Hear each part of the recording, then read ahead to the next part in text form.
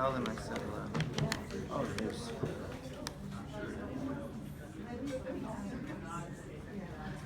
there's no, I just talk louder, right? There's no microphone. Okay, that's good practice for me. We had to wait for my dad and my sister. I'm sorry we're starting a few minutes late. Thank you all for coming. My name is Dave Hill. Thank you. I mean, most of you, I grew up like a block away or on the same block as in University Heights. And this, thank you. Yeah. What was so hard about that? This is my second book. And what can I tell you about it? The first book, well, the first book, if you've read it, and if you haven't read it yet, it's fine because it's a timeless classic. So whenever you get around to it, you'll be like, everything he says in this book applies today. Even if it's like 30 years from now, you'll be like, he nailed it. It was the best book until I wrote this book. Now this is the best book. Well, the best of the one I've ever written. It's my second book.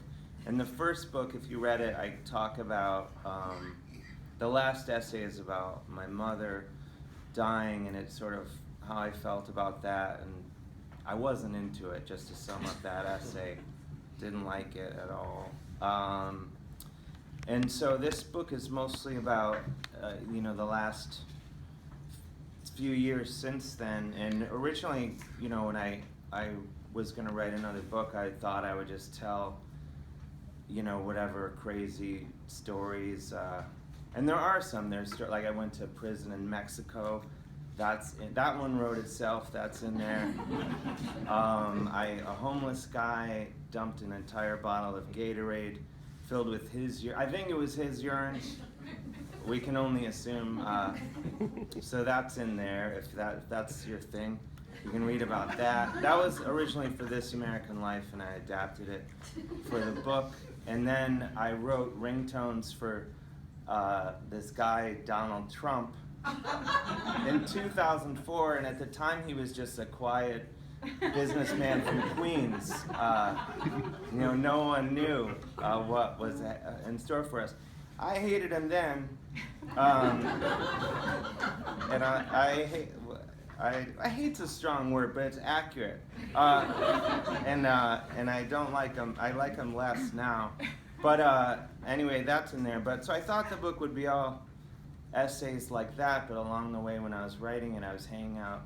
I was coming back here a lot and hanging out with my dad and my family, and that ended up being a lot of what the book's really about. So my dad's in the book quite a bit. It's all good stuff in the book. I couldn't put bad stuff in because I didn't want to get grounded or not be able to borrow the car, but even if I wanted to put bad stuff in, I couldn't come up with any because he's the best dad. And if you disagree, I'll meet you in the Burger King parking lot and fight you. So anyway, so I thought I would read tiny little bits of the book, and then if you want, I can sign books, or if you want to retain, if you have questions, you could ask them, and I could try to. They don't even have to be about the book. They can be and life questions, hair care questions, whatever, and then I can sign. If you want, I could sign the book, or if you want to retain the full value of the book, you could not sign the book. But so that's what I have in store for you tonight. And then there's something maybe we could try at the end that I'll talk about in a minute here. But this is just some of the introduction of the book, and I think I'll read it, just a tiny bit of it, and some of it will be, the things I talk about will be familiar to a lot of you, I think. This is, it's a brief introduction. Sometimes you sit down on a couch, and next thing you know, 7 years have gone by. At least that's what happened with me anyway. But first, let's back things up a little. Hi, how are you? I'm incredible. Thank you so much for asking. And thank you for reading my book. It is my second. I realize, however, statistically speaking anyway, odds are decent that you haven't gotten around to reading my first book yet, so I should probably bring you up to speed so neither of us gets completely lost. Not unlike the time my friend Kevin made me go see Hellbound, Hellraiser 2 with him, even though I hadn't seen the first Hellraiser movie. Why does that guy have nails for hair? I asked him. Shut up, Kevin whispered. I'm trying to watch the movie. I was totally confused for over an hour and a half, and there was nothing I could do about it because he drove. Anyway, my name is Dave, and I come from the mean streets of Cleveland, the Paris of northeastern Ohio. Specifically, it's not a joke. Specifically, I'm from a town called University Heights, or the City of Beautiful Homes, as it is referred to on all the signs coming into town, and I imagine on most official stationery. Partly because it's true, but probably also because all the other cool town slogans were already taken. I come from a pretty regular family, I suppose. We never wore ascots to dinners served to us by uniformed maids struggling to balance fancy silver platters or anything.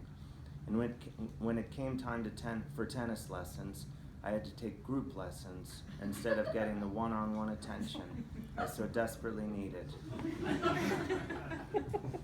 A situation that enraged me at the time, but is now something I would like to think has helped make me the man I am today. A guy who understands that when it comes time to face off against the big ball machine of life, we should each get a turn to flail away with all our might. I spent most of my life in Cleveland and never really planned to leave because, despite internet rumors, it's actually a pretty magical place, especially when you squint or blur your eyes just right. But one day back in 2003, I decided to go visit some friends in New York City and never left. You'd be surprised what you can accomplish by just setting your bag down in someone's apartment and refusing to leave. Anyway, it goes on from there and kind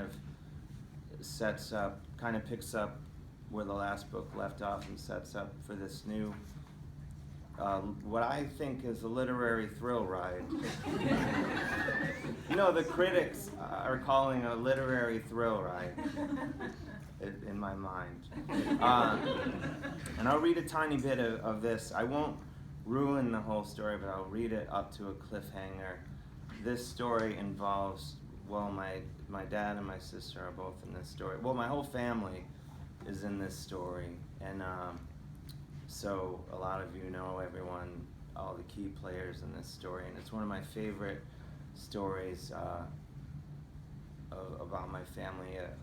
There were 5 of us kids, my dad and my mom, and usually a dog, one of which bit me in the face, as most of you know.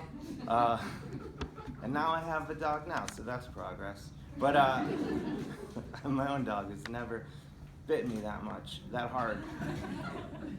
But I'll read a little bit of this. It's called The Joy of Cooking. I was reading something on the internet the other day about multitasking and how it's basically the worst and will one day kill us all. By the way, I've never read this to anyone before, so be polite and be like, that was great, Dave. I'll take from the top. I was reading something on the internet the other day about multitasking and how it's basically the worst and will one day kill us all. Apparently, as we go about simultaneously responding to emails, taking a hard stance on something really important on Facebook, tweeting something seriously retweetable, texting someone who's been waiting like 9 minutes or something for a reply, and whatever else could possibly be left after that, our brains will reward us by releasing chemicals that fool us into thinking that we are really tearing our day a new one and kicking ass at every turn. Sorry. In reality, however, as researchers holed up in some research building far, far away are finding, all this multitasking is getting us next to nowhere, and it's actually much more effective to do just one thing at a time, like our ancestors, with their crazy beards, high-waisted pants, and penchant for goggles, did so many years ago. Of course, some millennials and climate change deniers, for example, will try to blame multitasking on the futuristic times in which we live. But according to my research, it's been going on since the 70s at least, which coincidentally is when I first began to notice it. The biggest offender, as best I could tell, was my mother, who I don't think did it for that chemical reward I was talking about earlier, but because with a husband, 5 kids, a full-time job, and the occasional house pet all vying for her attention, she simply had no choice. Usually she managed to juggle things pretty well, and when she didn't, sometimes it worked out for the best anyway, like the time she accidentally popped a Klonopin instead of an aspirin while preparing Thanksgiving dinner back in the 90s. It might have been the first time I ever saw her sit back, relax, and really enjoy the holiday. And the fact that she realized her error halfway through a second glass of wine only helped matters. It's nice to see you joining us at the table for a change instead of frantically running back and forth between the dining room and the kitchen all night, my sister, Libby, remarked. Maybe you're having a table, my mom replied. What's your favorite candy? To this day, it remains one of my fondest family memories. But things weren't always perfect. So, my 4 siblings and I were all born within a 5.5-year age range, so the race to survive was usually pretty tight during our childhood. And given her busy schedule and on-the-go lifestyle and all, mealtimes often involved my mother just throwing a large shank of meat and maybe a microwave potato or 2 on the table and quickly jumping out of the way before my siblings and I attacked. Usually everyone would get enough, and if they didn't, they could just make up for it with an extra bowl or 2 of breakfast cereal, which we kept in a closet with all our coats and shoes next to the side door. I'm still not sure why we kept the cereal in the closet like that. And even all these years later, it seems best not to question it. The important thing to remember is that my brother, Bob, survived almost entirely on stale and just the right amount of mildew Raisin Bran for at least half the 80s. It goes on from there for a while, for pages and pages, but I could just sort of tell you the rest of it.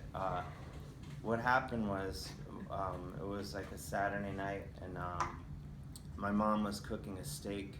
And if some of you have been to our house during those years, like most flat surfaces were covered in cereal, that like half-eaten bowls of cereal with the milk still in them and stuff. So my mom was on the phone, and I guess she maybe just come back from the grocery store, and there was a bottle of vegetable oil here and a bottle of Murphy's oil soap there, and she was on the phone, and apparently, as one does, accidentally marinated the steak in the Murphy's oil soap and didn't really notice it, period, and served it to us, and then one of us kids kind of was like, this tastes funny, and then we all started complaining, and my dad, the detective in the family, sort of thought, well, it kind of tastes like Murphy's oil soap. And my mom whips around and sees like the empty, it's like The Shining or something. It like sees the empty Murphy's oil soap containers, like, oh my God, I poisoned everybody. And this was the 70s, was like a very popular time for accidental poisonings. And so, they would mail out the sticker, like poison control hotline, and we had just put it like on the phone. So my mom's like, I'll call the poison control hotline. I was like, oh, cool, we're gonna use the sticker finally, And so she called, and she's freaking out, like, oh my gosh, I poisoned my family, I put Murphy's oil soap on the steak, and she's freaking out, and then she's like, oh, okay, yeah, oh, good, all right. Yeah, it is actually really good for cleaning everything. Yeah. And then she hangs up and she's like, it's fine, it's mostly made of vegetable oil anyway. And then she rinses it off and puts it up back on the table for us to eat it.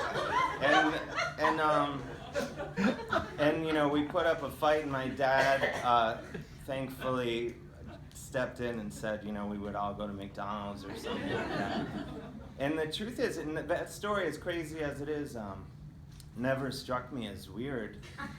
And it seemed like pretty standard for our house until I started telling it as I got older.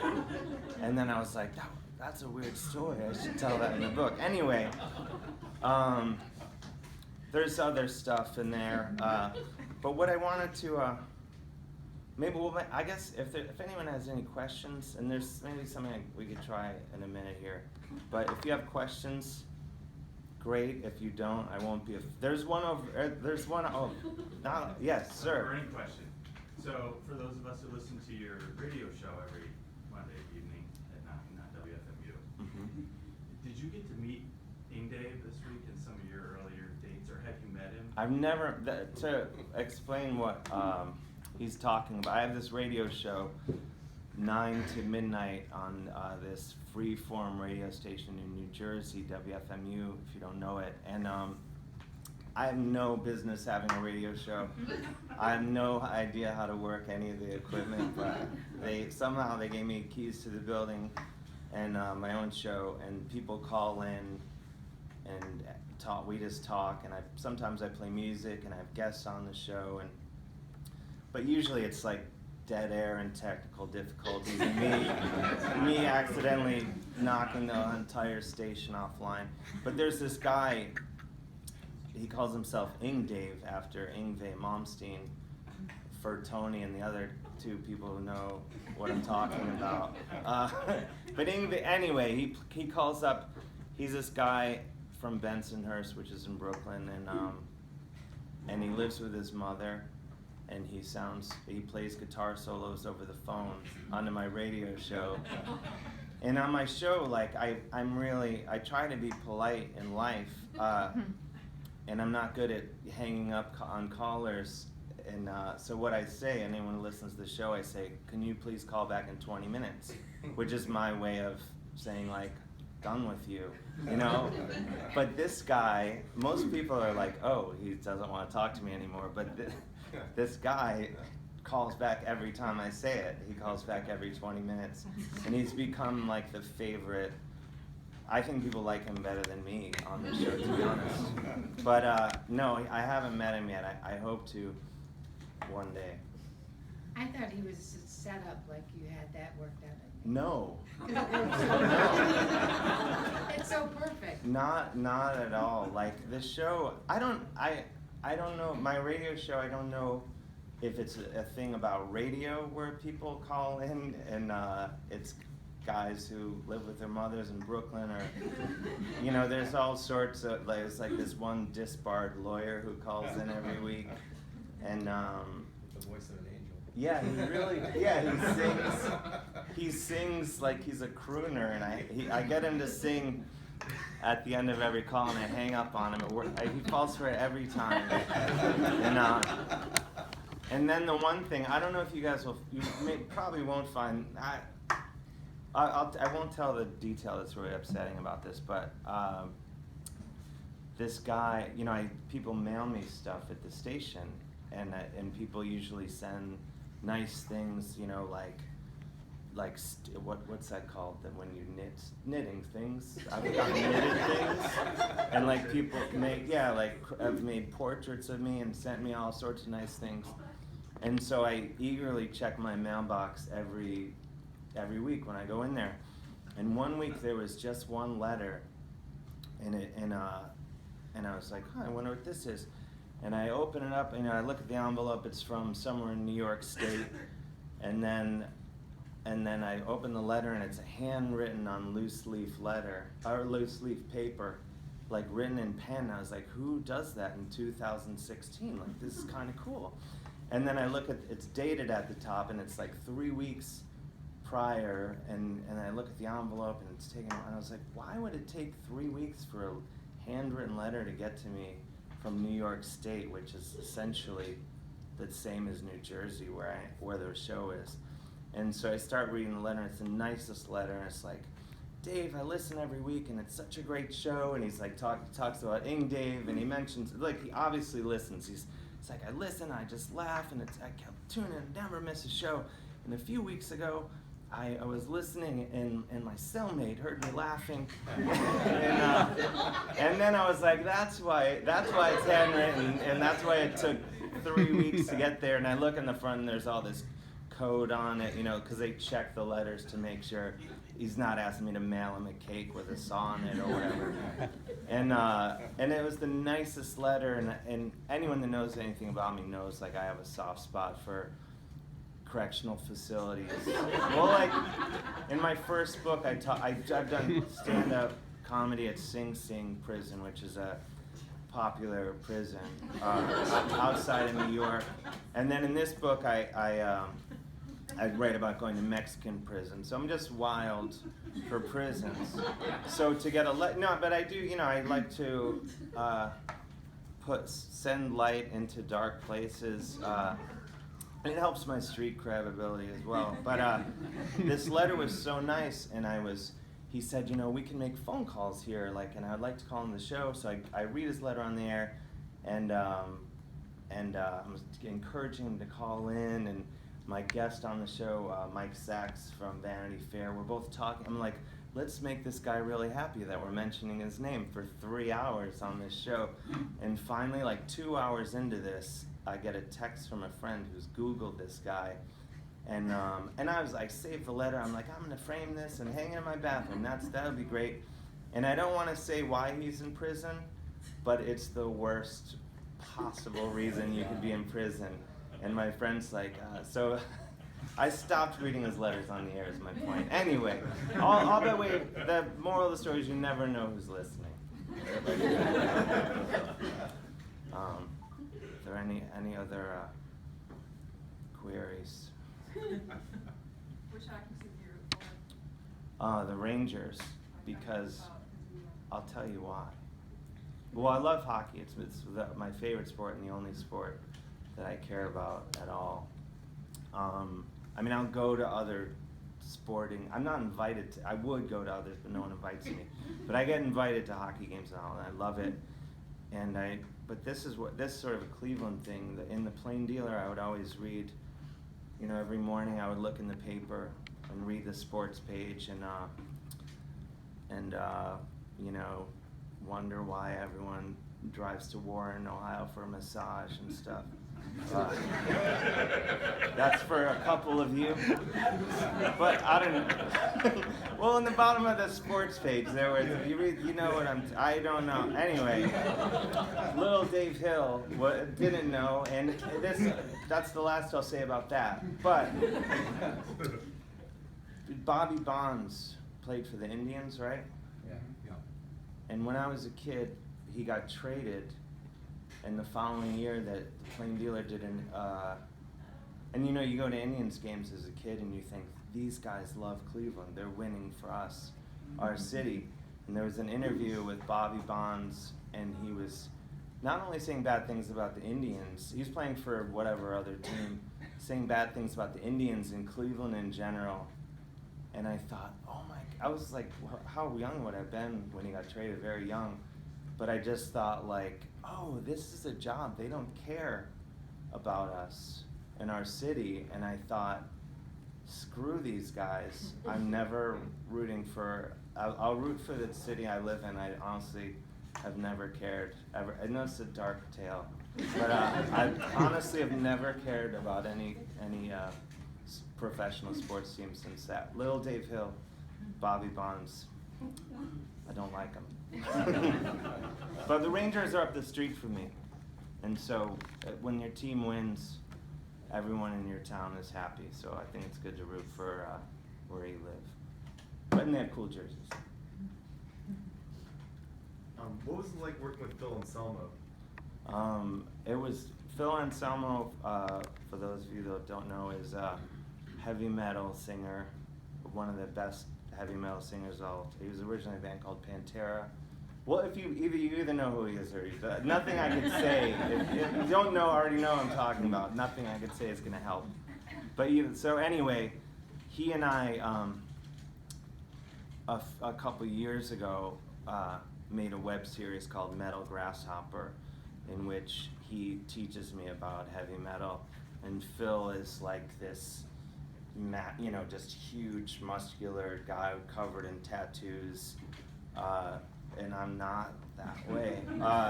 And so I went down to his house, and he lives on this like swampy, like 12 acres in Louisiana, and we made this web series where he teaches me like just stupid stuff. We rented a goat for just as how serious this was. I set his front lawn on fire with a pentagram, because heavy metal, they're really into like devil stuff, so it was a joke in the thing. But to his credit, we originally shot for Adult Swim, and then they killed that and a million other things. And we were like, well, we want to have this shot where we set this thing on fire on your front lawn. And then the Adult Swim people were like, well, we can just do that in post. We'll just, it'll be a fake fire. But he and his girlfriend, who they live in this house together, they said, no, set our lawn on fire for real.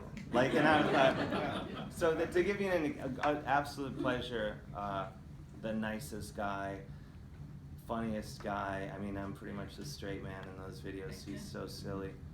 And who's just a goofball and a really nice guy, and one of the most loving and generous people I've ever met. If you know who he is, you probably know he's in a bit of hot water right now, maybe, and he's not anything like the latest news stories. I thought maybe that's what you were wondering about. No, so I just said that.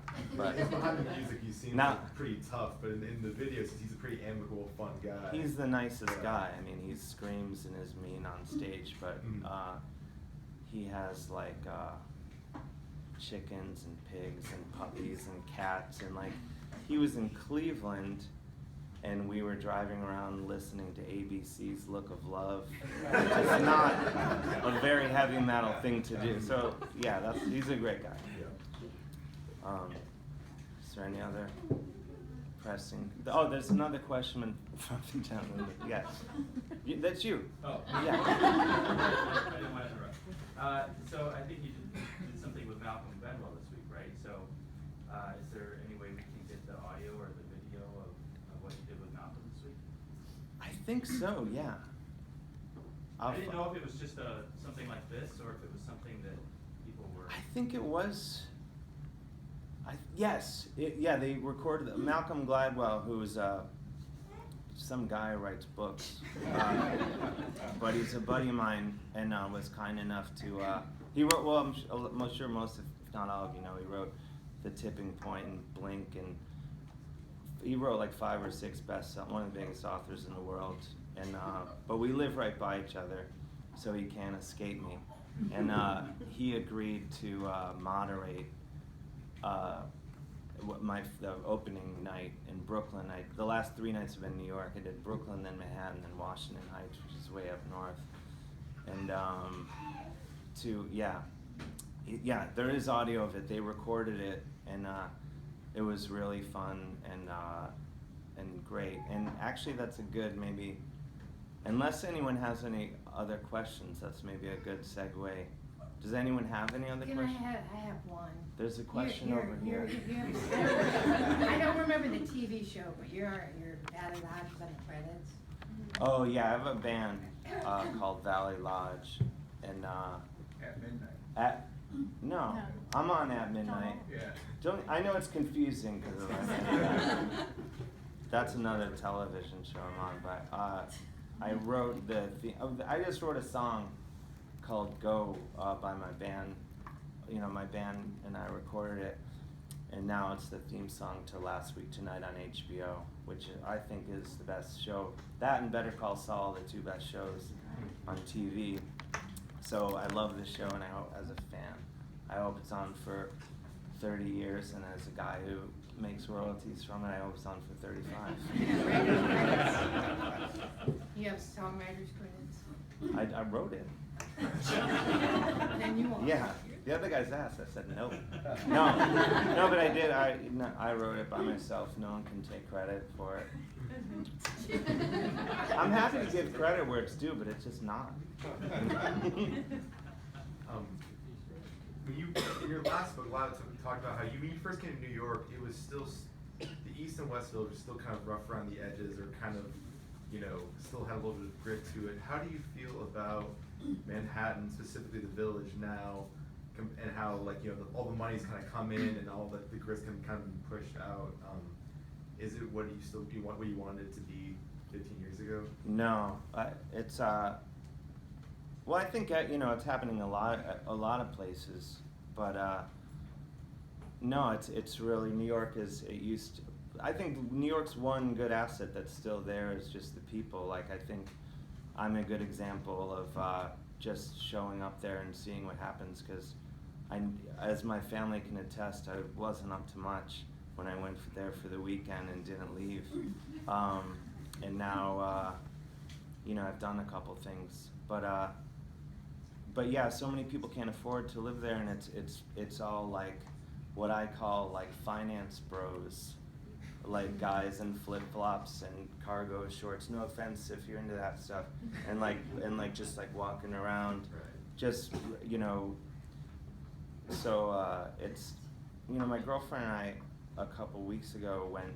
A friend has a house like up in the woods upstate, and because we're always like, oh, it'd be great to just go live in the woods and just get out. And then we went there for 3 days. We were in the woods, and we were like, it's not so great in the woods.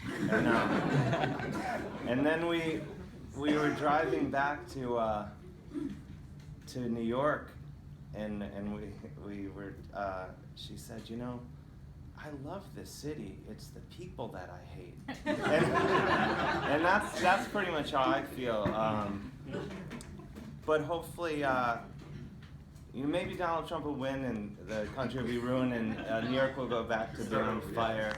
And no, I don't want it to win. But no, yeah, I don't like it, because I think it's just bad for anything to happen other than more. My neighborhood is I live in the West. I'm the best at finding cheap apartments. Like, I'm maybe the best realtor I've ever met, because I find like apartments at like half the market value, and now I have my current apartment. Anyway, that's not important to the story, Dave. But but so much of my neighborhood is just all these high rises that no one lives in. It's just like people buy them and invest in them, and like right across the street from me, there's some building going up, and they're like, great apartments starting at just $6.6 million. Yeah. Like, and I'm a grown man, but I've never done graffiti or thrown eggs. I've thrown eggs, but you know what I mean. But I wouldn't put it past me to just, I don't know, ring some buzzers and run away or something. I don't know. Any other important questions? Did I answer that one? Yeah, I was just saying, because I lived there very briefly for an internship I had in college, and I remember I actually lived in the West Village in NYU dorms, and I remember being really excited because it was like, oh, like there's Bob Dylan's apartment, and there's, Yeah. where Pete Seeger would sit down with his banjo in Washington Square Park. Yeah. And now it just seems like sort of a playground for that kind of stuff, for that idea of any kind of bohemian life is no longer there. My apartment, now, not to brag, but it used to be Iggy Pop's apartment. Oh yeah, Yeah. In the Chelsea Hotel? No, Oh, I used to live in the Chelsea Hotel, but now I live in this apartment in the West Village that was Iggy Pop's. And on one hand, it's really cool, but on the other, it's like so much pressure. Like I couldn't possibly be doing anything as cool as he was doing in there. Can't wear a shirt. You can't wear a shirt. So, but yeah, no, but I don't know. It's really, I'm nothing against the finance guys, but I think of housing should be affordable, and you shouldn't have to be rich to live anywhere. So, call me crazy. Is that it? Or anything? There's a question in the back. So what number kid are you in your family of 5? Chronologically, I'm the fourth of 5, and probably emotionally and mentally, I'm the youngest. I think, yeah, there's 5 of us, and but yeah, I'm the fourth, and then, but they're all just better than me, I think.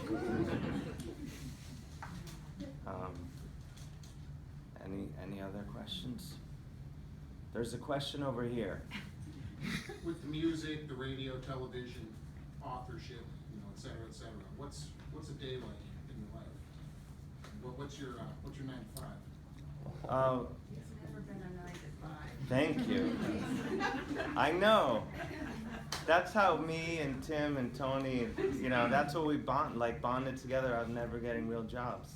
But it's different all the time. Like, right now I'm busy doing this book stuff, but on a good day, like a day that I would enjoy.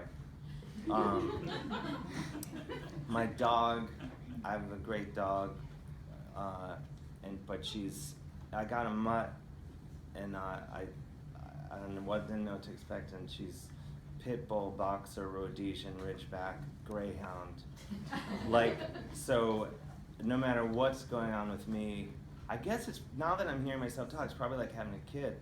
She gets me, I have to get up in the morning, and she licks me in the face at 8, and then I go and I get coffee and I run around with her like an hour or 2 just because and then I try to make her exhausted. And then I go home and I write and email and all that stuff, and then sometimes I'm on this show Full Frontal with Sam B on TBS, and maybe I'll run out and do an episode of that if they need me. And then at night I'll do my radio show, or I'll do stand up or whatever. But it's different all the time. Like right now I'm doing this book stuff, and I might take a writing job on a TV show when I go back, and might do something else, and it's all I just kind of squeeze it all in, and but the good thing is, it's all this. I just do all this stuff that I love doing. Like I don't do anything else. Like I've done. I used to deliver cow and pig eyeballs to the LASIK surgery place where my sister worked, and I don't have to do that anymore. It was great. It was great. Don't get me wrong, but yeah, it's all comedy and writing, and then I kind of squeeze music in when I can. There's a question in the front. I don't know why I keep doing That's that. okay. Have you been playing your accordion? Do you still have it? No, well, I do have. Have you tried it? I haven't even I did open the case. Okay. But our brother-in-law, my sister Miriam's husband, Nick, they moved to Australia in like December of last year, and I inherited an accordion and a guitar and an amp. Not that I needed those other things, because it's just I have 70 million of those other things. But the accordion, I'm afraid to really start because I feel like everything in life will take a back seat if I do. So I haven't started yet, but hopefully one day. There's a question. Hey, you mentioned something about stand-up comedy. Do you have a shtick that is a certain routine that you do? I come out and do this little dance around thing, and then the chimp dressed like me comes out at one point and jumps into my loving arms, and then it's smashing fruit for the rest of the time. No, I don't know. I just come out and talk and say what I think is funny, and a lot of people don't agree that it's funny, but enough people agree that I'm able to tour the world now, and it feels like the biggest scam in the world. But I always say, I can fill a basement anywhere in the world. It's really, it's like me at 12. That's pretty much it. But I shave now. There's videos on YouTube and stuff. Is there any other? There's a Schneider. When did you realize that you were gonna be a superstar? Oh, this is a good question. Besides that, I have to tell you, Liz's mother-in-law died a couple weeks ago. They're planning a big event, so we have to leave, and we're not walking out on you because we think it's. You're kind of bringing the room down. And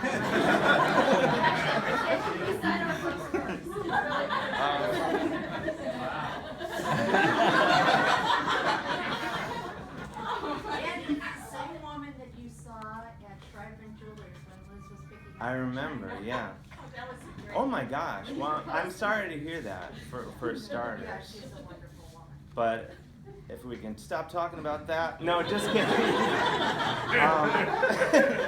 No, but to answer your question, even though it's really hard to turn that around,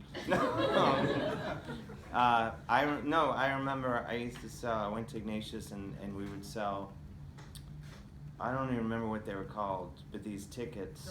Scholarship fund. Scholarship fund, yeah. Scholarship drive. Scholarship drive. You would sell tickets, I guess so kids could go to school. I never asked. But we would go door to door and sell these tickets, and that's how I met Mrs. Schneider. And she told me that I was gonna be, I don't know, would you say a star? I said, Superstar. I said, you're gonna rule it all day. Rule it all. I said, you are so. We're still waiting, but. Rich. I said, you're gonna be rich. It's picking up, I do have Iggy Pop's old apartment, not to brag, but it's cheap.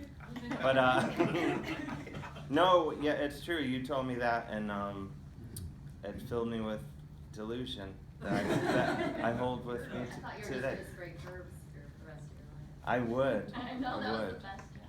I used to paint addresses on curbs with Tim. Yeah, us three. Made me collect money. Yeah. Uh-huh. Well, maybe we should wrap it up. So you guys gotta go. Unless anyone has. Call back in 20. No, does anyone have any other I can always come to your house and sign it if you truly have to go. That's the kind of service I offer. Yeah. Does anyone else have a pressing question? No one has to. No. So I wanna know what this thing is you wanna try. Okay, let's just do it.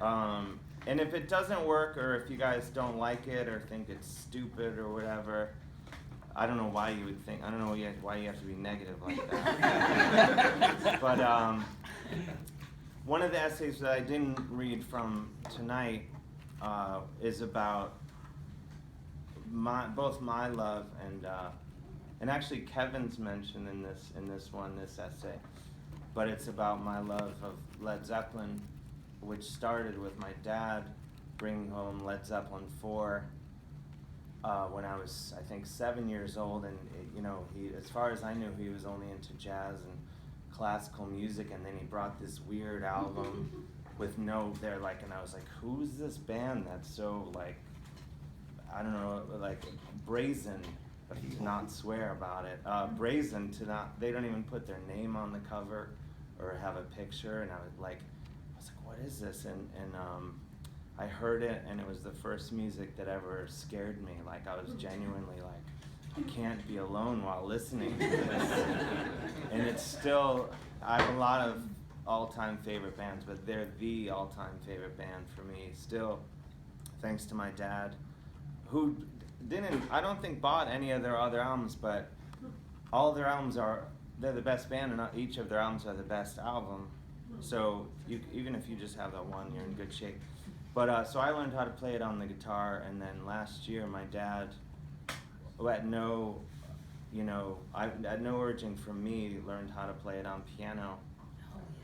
And I was home a couple weeks ago, and I wanted to hear him play it, and I thought it would be nice to because when I learned it in 8th grade or whenever 7th grade, I could play. I learned it. I worked so hard to learn it, but I wasn't good enough to play the solo. But now I am, which is great for me. And I thought it would be nice to play it together, and so we made a video for it a couple weeks ago, and I had no idea what to expect because I hadn't heard them. But if you have your phones and they're working, but I have but backing up, so Malcolm Gladwell had the idea on the first night to do this, have everyone, if you go on YouTube and search Stairway to Heaven, Dave Hill, you can find this video. So I'll give you a second to find it if you want. So his idea was that everyone holds their phones up and turns the volume on, and then we all, on the count of 3, will play it together in the room, and then you can hear it's really my dad's version. I just kind of chime in at the end, but I had no idea. I'd never heard his version until we shot it. So what you see is the first and only time we played it together, and it's the heaviest version of the song the best version I've ever heard, and and I think you'll agree. So is anyone finding it okay? Yeah, I found one that said Stairway to Heaven, David Niven, and I'm dying to see what What? that is. David Niven? I had no idea. Pay attention. I got it. But You got it. Just in the drop down. Couldn't they just look up Dave Hill and go to your page? No, just do what I tell you. You gotta go to YouTube. Does anyone who's trying? I got it. You pulled it up. Even on Google. Wait, don't start it yet. Pause. You have to pause it. Pause it. Wait, start. Don't play it yet. So you have it. So take it, roll it back to the beginning, and okay. Does everyone have it who wants to have it? And turn your volume all the way up. Hopefully this will work. Malcolm did it the other night, and it was really nice. And you'll hear the best version of this song ever. So on the count, when I say 3, then hit it. Ready? No! Pay attention.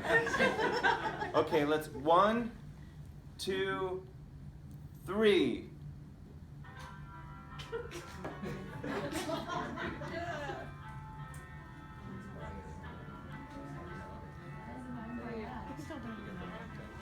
Buffering.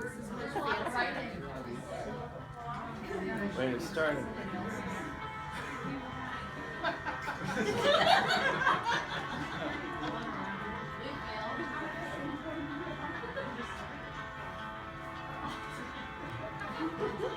It's kind of the row, row, row your boat version.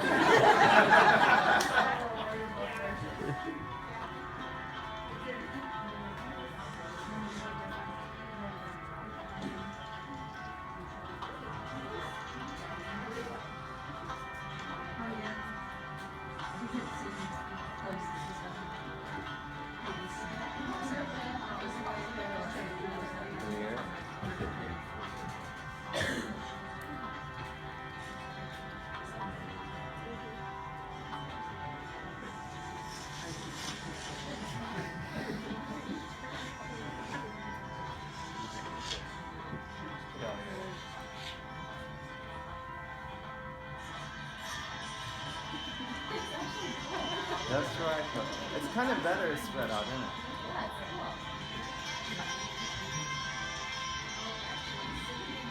Like maggot brain. Yeah, it's like being at Blossom. Sounds like you're in a stadium. Sounds like you're in a stadium.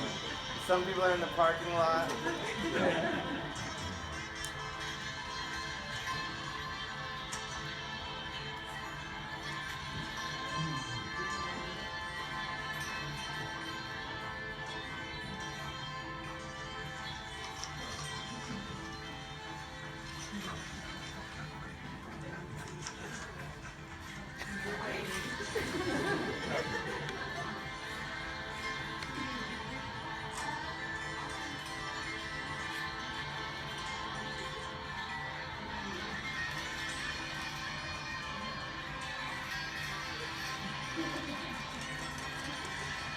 love you, Cleveland.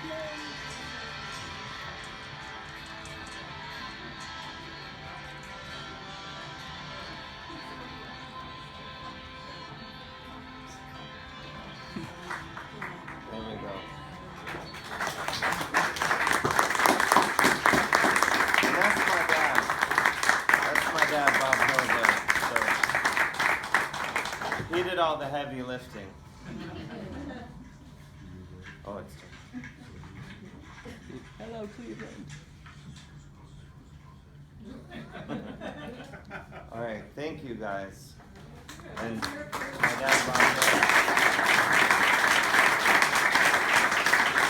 And thank you for coming. This is my second book and second book tour, and they're terrifying to do because you think that no one will ever come to any of them, and so I'm honored that you guys came here tonight. Thank you.